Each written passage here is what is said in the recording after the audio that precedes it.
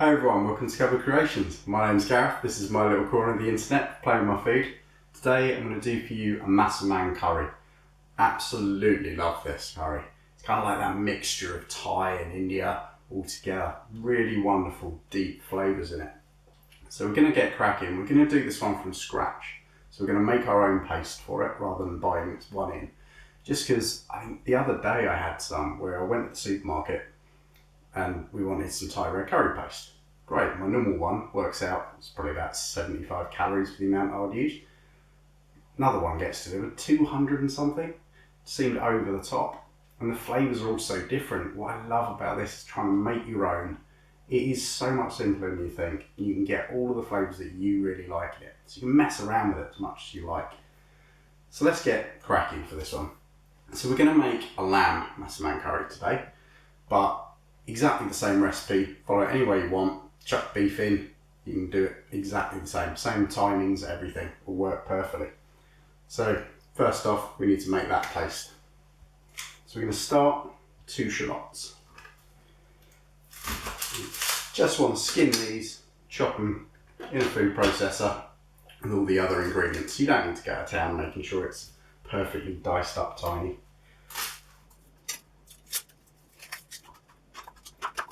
So there you go. Really rough for that one. Just pop them in here.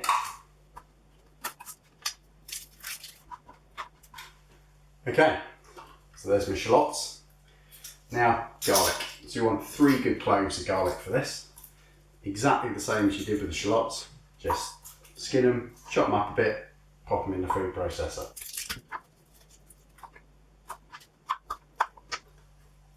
Okay, garlic's in. Next, classic, ginger for this. So you want 1 inch of ginger. Now you can use just normal fresh ginger, chop it up, put it in because you're going to blitz it anyway. I'm using this lazy stuff because, well, I'm lazy. Plus I always end up trying to buy the ginger and end up with a massive chunk of it and nothing to do with the rest. So I found this stuff in a jar is so much easier. So I want about 1 inch's worth, like that. Okay, now wouldn't be a Thai curry without chilies. So we're going to put in 2 dried red chillies into this. I'm going to de-seed them just because I don't want those little bits of seeds getting stuck in my teeth. So we're going to pop the seeds out. Like so. I'm not using super hot ones here. You can use any you like really. Stick a couple of bird's eyes in if you want to make it a little bit hotter. But in general, the Massaman curry is not a super hot curry. So I'm just going to use 2 kind of just standard dried red chillies. I'm just going to pop these in here. And then we can start looking at all of these little spices that we're going to put in there. So we're going to start with, what should I start with? Some ground cumin. So we're going to make this fairly easy. We're going to use half teaspoons, pretty much of everything we're doing. So you want a half a teaspoon ground cumin. Pop that in. Want half a teaspoon ground coriander. Like so. Try and get that off there. And then half a teaspoon of ground cinnamon. Now I really like the cinnamon in this. Gives it a really deep flavour, goes really well with lamb and with beef. So there's my half a teaspoon of cinnamon. Stacking up. Mustard seeds. Love these. Now with the Massaman curry, there's so many different recipes out there, so many different spices. So I'm just using the ones I like the most. And I absolutely love mustard seeds. So I'm going to put in, probably guess, half a teaspoon of mustard seeds. And then I want something that gives it a little bit of a kind of aniseedy type flavour. So I'm using Carraway Seeds, which, yeah, have that really slight aniseed to them. So if you can't find these, fennel seeds would do just as well. But I just love the flavour of these. Plus, we've got them in the cupboard. So we're going to add in, and you've guessed it, half a teaspoon of Carraway Seeds. And then, last but not least to this bit, we want to add in some lemongrass. Now I'm going to use the paste because I can get it down the road. Just makes life easier again. Means I haven't got loads of lemongrass hanging around. If you can't find the paste, leave the lemongrass out at this point. Just bash a couple of sticks of lemongrass and pop them in the curry while it's cooking. That way you can hoik them out at the end and you don't get those little bits of kind of really tough lemongrass in there.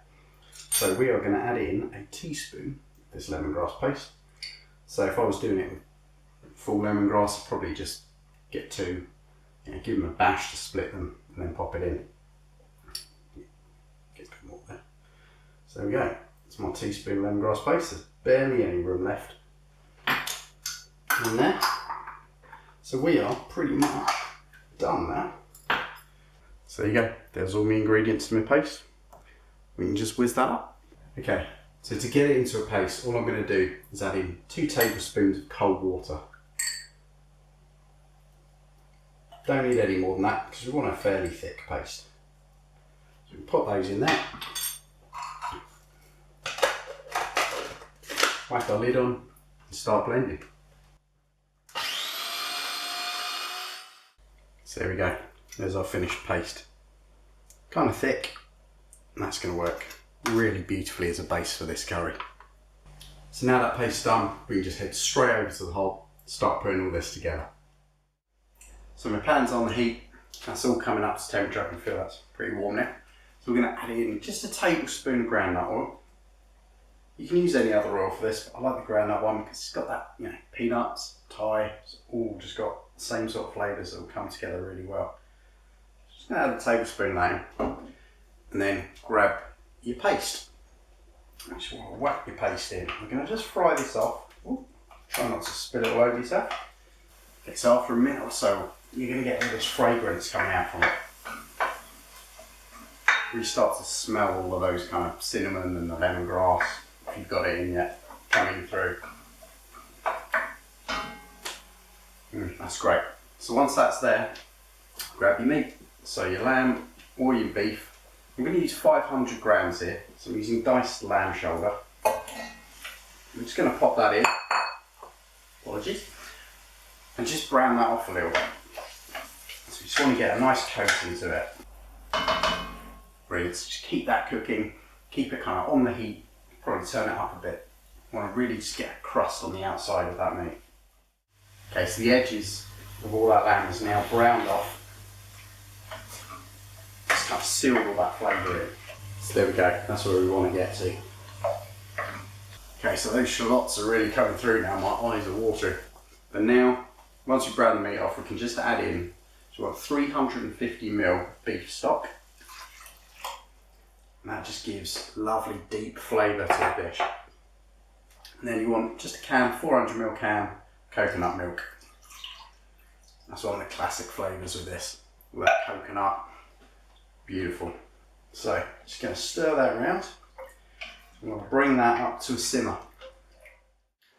Okay, so if you're anything like me, your kitchen is full of so many fumes and stuff right now. My eyeballs literally feel like someone's attacked them with wire wool at the moment. But the pain's worth it. This is such a fantastic meal. It's worth it in the long run. So that's come up to a good simmer now. And at this point, cook it one of 2 ways. Leave it on the hob, turn it down, just keep it a nice gentle simmer, or whack it in an oven. I prefer just popping it in the oven, mostly because I don't know why. I always feel funny about leaving something on the hob for hours at a time. It feels like I have to watch it more. So I kind of like to hide it away in the oven and then I can just run off and do something else.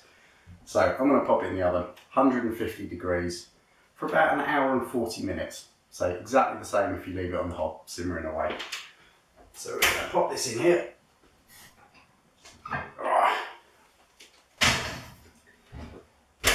And let that tick away. Come back, probably in an hour's time. Maybe pop it open, give it a stir around, make sure there's still plenty of liquid in there. And then give it another 40 minutes. So nice and easy. So I'll see you in a bit. Okay, so we're nearly there. Hour and 40 minutes in. Let's have a look and see what we got.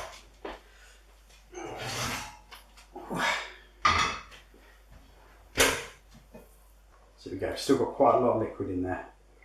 But that lamb is looking good. Yep. You can just push the spoon right through it. Perfect. So now we can finish this off, bring in some more of that Thai flavours. So what we're going to add here is some tamarind. And this is a lovely, like really strong kind of sour flavour. So you only want a teaspoon of this, it's quite strong. So we've got a teaspoon of tamarind paste in there. Give that a stir in, get as much off the spoon as possible. And then we're going to add in some classics, some fish sauce. You want a tablespoon of this in here.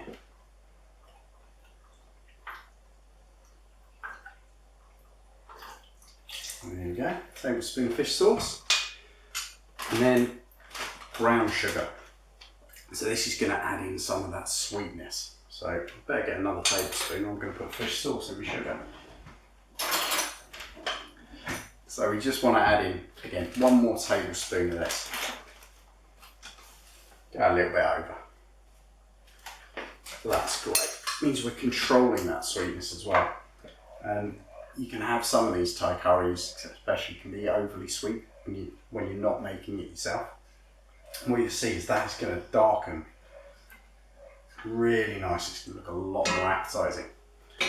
And then all we want now is to throw in some potato. So all I've got here is about 750 grams of potato, just kind of chopped up into decent sized cubes. And we can just pop these in here, trying not to splash myself. There we go, give that a stir around. So we go, that tamarind's really just darkened it slightly. Okay, now we can just lid on, and you can do this on the hob or again just straight back in the oven. But we want to keep that kind of simmering away for another 20 minutes. That will just allow those potatoes to cook and bring all those flavours of the tamarind and the fish sauce through it. The reason I'm putting them in now rather than right at the beginning is because I kind of want those to layer on top. So we've got that undercurrent of the classic kind of curry flavours like cumin, coriander, and then we're just going to have those layers of Thai influence on top. Just makes it really kind of sing. So, can I let that simmer away now for 20 minutes? I'll come back to you then. Okay, so whilst that's simmering away, just going to prepare a couple of little garnishes. And these aren't 100% necessary, but when you're thinking about a Massaman curry, you need those peanuts and stuff in there. So what I want to do is just sprinkle the top with some chopped peanuts, chopped coriander. I'm just going to use about 30 grams of peanuts and go through the rigmarole, chopping these up into little bits, which usually ends up in flying everywhere all over the kitchen, which they've started doing already. There you go, a little handful of peanuts, and we just keep chopping these into little pieces. There we go, so nice chopped peanuts. The reason I chop them by hand is just if you try and blitz them, often ends up as a powder. I want those little crunchy bits. So all we need now, a good handful of coriander leaves. You leave the stalks on, pull off any like really big ones, but otherwise just give these a rough chop. There we go, all your garnish is prepared. Once the curry's done, we can just serve it up, sprinkle that on top, just add that little bit of extra flavour. Okay, so that is 20 minutes now, so those potatoes, yes, should be nicely cooked. So we can just slide a knife through. Yeah, slides right through. They're perfect. You don't want them like mushy, because yeah, otherwise you just end up with mashed potato in the bottom. So we can just take the lid off, give it a quick little stir around. Then we're probably going to leave that there just for another 5 minutes with the lid off, just simmering away like that. And that'll just reduce it down slightly, give you that delicious kind of thicker curry sauce to it. So keep our eye on this, and we're ready to serve up in 5. Brilliant, so that's all ready to go. These potatoes are nicely done, and that sauce is thickened up a bit. Perfect. Okay, so now we've got to do is serve it up. So I've just got a nice bowl, bit of plain basmati rice. We can just ladle a couple of spoonfuls of this in here, like so. And then just grab a couple of your peanuts, Sprinkle those all over the top. And just a little bit of that chopped coriander. And there we have it. My lamb Massaman curry. Like I say, you can do this with beef just exactly the same way. No difference. End up with a beautiful curry at the end of it. So, hope you give it a go. Hope you enjoy it. And I'll catch you next time. Cheers.